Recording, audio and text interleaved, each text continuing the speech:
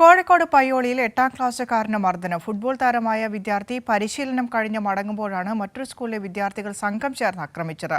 Payyoli police 4 വിദ്യാർത്ഥികൾക്കെതിരെ കേസെടുത്തു. Kozhikode പയ്യോളിയിൽ 8ാം ക്ലാസ്സുകാരനെ മർദ്ദിക്കുന്നതിന്റെ mobile phone ദൃശ്യങ്ങളാണ് പുറത്തു വന്നത്. 2 ആഴ്ച മുമ്പാണ് ഫുട്ബോൾ താരമായ വിദ്യാർത്ഥി പരിശീലനം കഴിഞ്ഞ് മടങ്ങുമ്പോൾ മറ്റൊരു സ്കൂളിലെ വിദ്യാർത്ഥികൾ സംഘം ചേർന്ന് ആക്രമിച്ചത്. മുഖത്താണ് അടിക്കുന്നത്. മർദ്ദനത്തിൽ കുട്ടിയുടെ കർണപടത്തിന് പരുക്കേറ്റു. ആശുപത്രിയിൽ ചികിത്സ തേടിയ കുട്ടിക്ക് 3 മാസത്തെ വിശ്രമം ഡോക്ടർമാർ നിർദ്ദേശിച്ചിട്ടുണ്ട്.